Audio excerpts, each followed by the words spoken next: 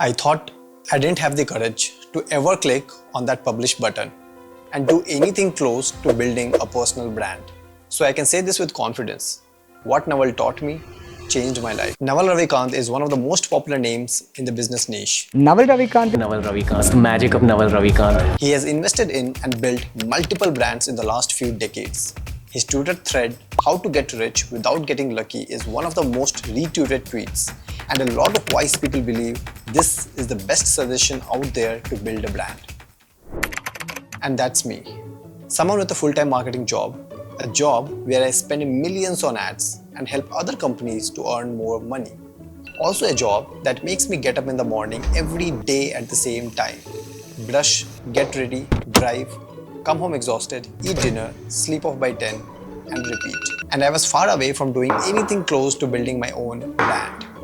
But suddenly one day in March 2024, I posted this video on YouTube claiming that I will build a personal brand in 24 months. But why I made such a bold claim, and that also publicly? In this video, I will tell you how and why I went from doing all of this to do this, and what kind of result I have seen so far just by following 3 tips from the same tweet and by doing it for 3 months without fail. Let's go back in time to understand how it all started.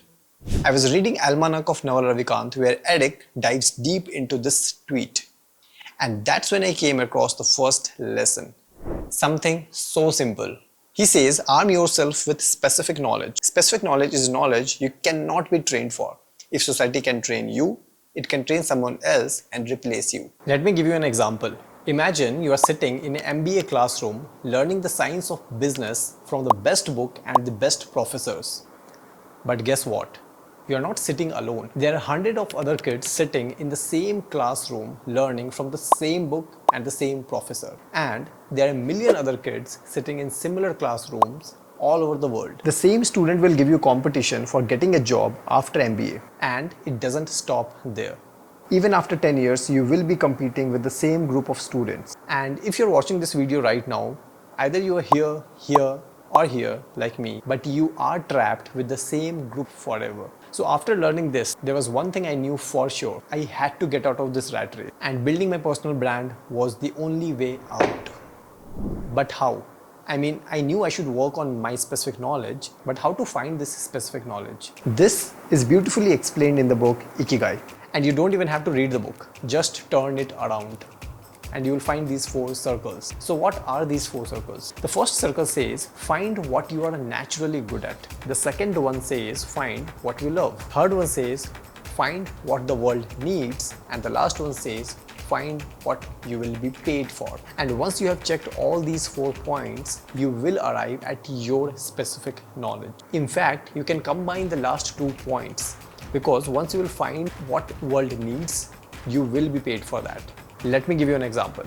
I am deeply interested in learning MMA, but looking at my physique, you can tell that I might not be naturally good at it. So in this scenario, I check only 2 points: what I'm interested in and what world will pay me for. Now imagine a different scenario where, since I was a kid, I was naturally good at putting across my point. And when I grew up, I got interested in learning law. And this is also something the world will pay me for. So becoming a lawyer can be my sweet spot. But this gets even more interesting. Naval says the more personal ingredient you will add to the recipe, easier it will be to stand out. For example, let's say after becoming a lawyer, I realized that I'm also interested in learning body language. So adding my knowledge of body language in my profession will not only make me stand out, it will make me deadly.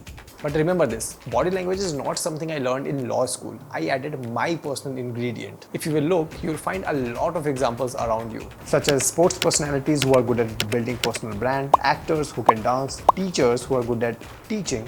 You will observe that people like them stand out from others in their field. Virat Kohli might not be the GOAT of cricket, or he is, I will not get into that, but he definitely highlighted a lot of his personal trait into his profession, like cool looks, fit body, dancing, singing, acting, etc. And this is also why he stands out among other cricketers, because this combination is unique to him. No cricket academy is teaching dancing and acting.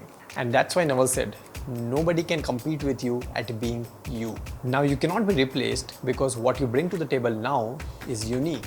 And not just Naval, a lot of wise people like the great psychologist Carl Jung has also said, life begins when you find yourself. So now I knew the first step to build my personal brand was to find my specific knowledge, or you can say finding myself. So I just picked up a pen and a paper and started listing down things I'm interested in, things I'm naturally good at.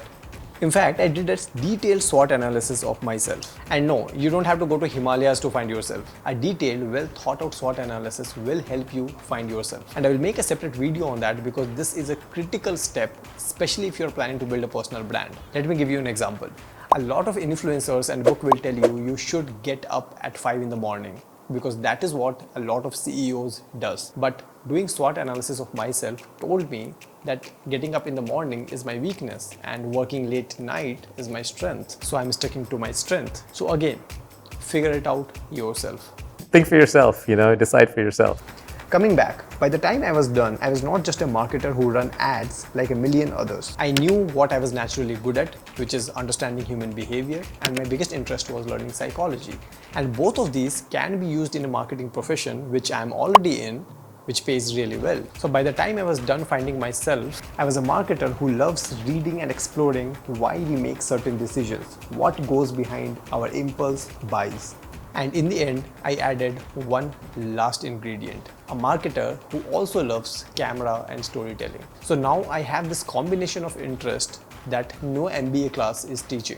And I can tell you this, I don't have 1 million subscribers yet, but it already feels less crowded here. And after 1 month of thinking and self-reflecting, I finally checked my first point, finding myself. But the job was half done. I had to promote this specific knowledge to the world. So the next step was get to work. Because I was interested in reading about psychology, I had a lot of notes and content saved from last 4 or 5 years. So I started converting those notes into video scripts. And finally one day I took my tripod out, cleaned my camera, set up the entire room, and clicked on the record button. And then I went blank. But somehow, after multiple retakes, I recorded my first ever video. And when I watched it, I hated it and thought, no way I'm going to publish this. But after putting so much of effort, I told myself that I'm not going to stop just before the finish line.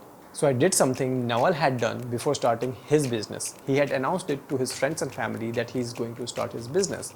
Because human mind tries to be consistent with what it says. But I went one step ahead and I thought, why only announce it to my friends and family? Let's announce it to the world. And that's when I published this video. And my journey of building a personal brand on YouTube started.